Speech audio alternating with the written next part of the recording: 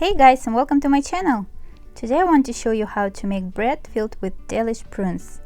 This pull-apart sweet bread is made with flavorful baked milk and fermented baked milk, which gives the dough a special taste and a beautiful, slightly golden color. If you're asking yourself where I'm going to get fermented baked milk, don't worry about it. I have a video on my channel with the step-by-step instructions on how to make it at home. I will leave a link in the description box below.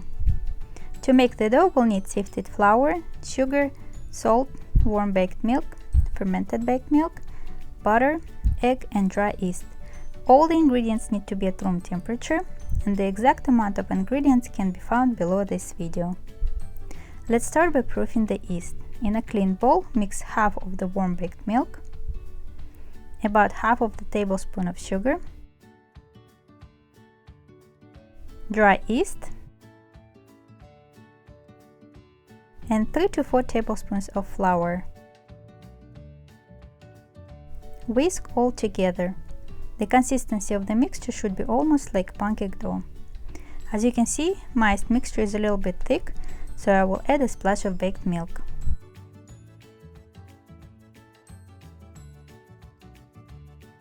Cover the bowl with a lid or plastic wrap and set in a warm place for 15 to 20 minutes. If the mixture turns creamy and foamy, it means that the yeast is working.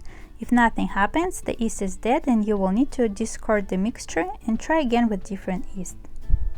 In a stand mixer bowl, place the yeast mixture, egg, sugar, salt, the rest of the baked milk, fermented baked milk, and whisk on the low speed of your mixer until all the ingredients are combined.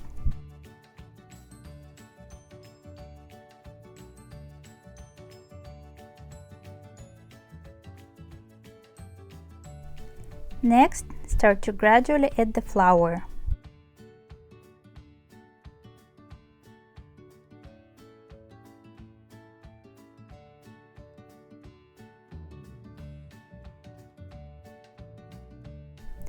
When mixing with the whisk gets to be too hard, change it to the hook attachment and keep kneading the dough. If you don't have a hook attachment, transfer the dough to your work surface and keep kneading with your hands. Yeast dough loves to be kneaded for quite a while, so don't rush this process.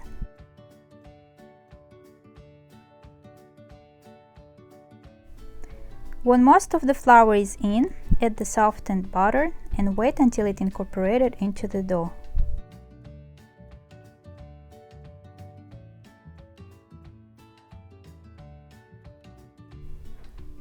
If you touch the dough, it will be still very sticky, so continue to gradually add more flour and knead the dough.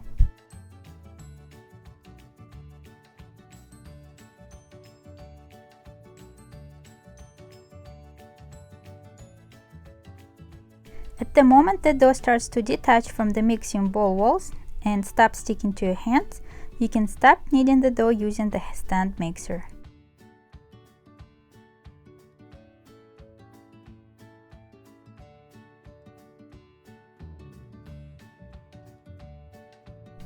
Sprinkle the work surface with some flour, lay the dough on top, and knead it by hand for at least 5 more minutes. If you don't have a stand mixer, you can knead the dough just with your hands. The only difference will be time. By hand, you may need to knead the dough for 15 to 20 minutes. As you can see, the dough turned out very soft and tender, but at the same time doesn't stick to my hands. Coat a clean bowl with vegetable oil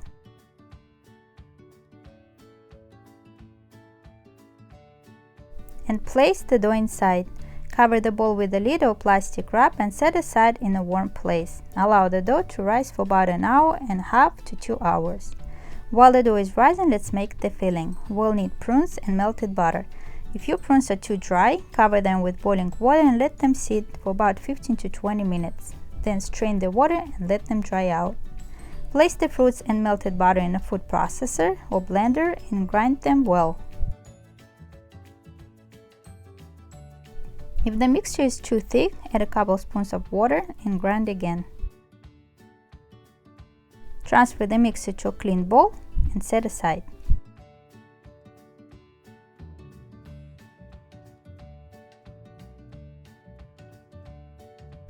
As you can see, our dough has doubled in size and become very airy. Now we need to deflate it and expel the gases.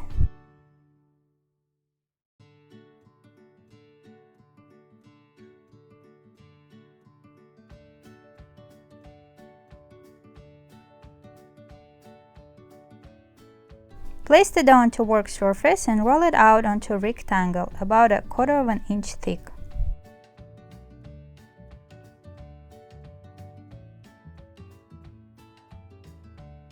Next, spread the filling all over the dough. Instead of the prunes filling, you can use jam, cinnamon sugar, nuts, chocolate paste, or any other filling you like.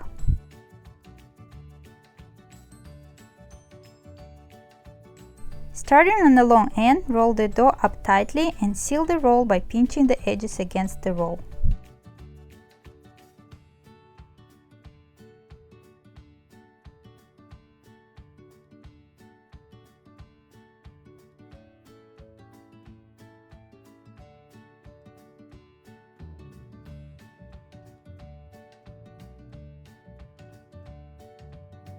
Using a regular thread or dental floss, lift the end of your dough and slide the thread under the dough about 1 inch from the edge.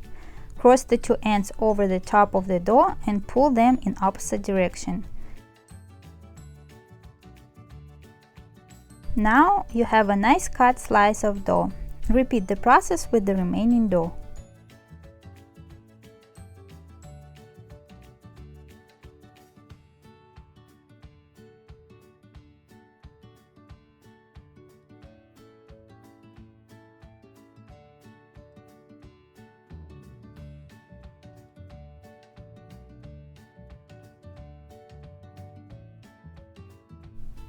Try to cut the dough into an even number of pieces. Next, let's prepare the baking pan. Today I'm going to use a bread loaf pan that I grease with oil. Next, place all the pieces of dough vertically into the pan to make 2 strips.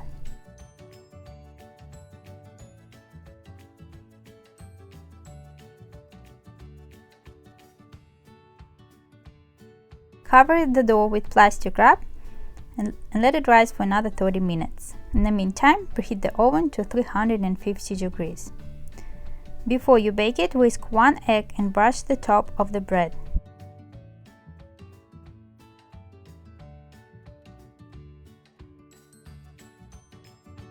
Bake for 35 to 40 minutes or until it develops a golden brown color. Check the readiness with the skewer and sort it into the bread. Let the bread cool in the baking pan for about 5 minutes and take it out.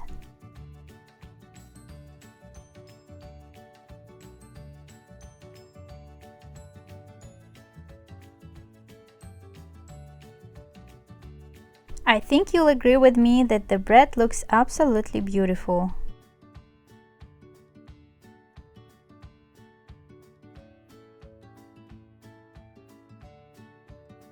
It's easy to pull apart, it has soft and airy texture, and it tastes amazing.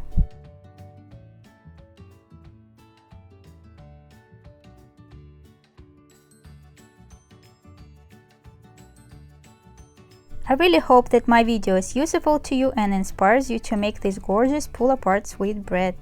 Please don't forget to like this video, subscribe to my channel, and click the bell so you don't miss any future videos. Thank you so much for watching, and I see you next time.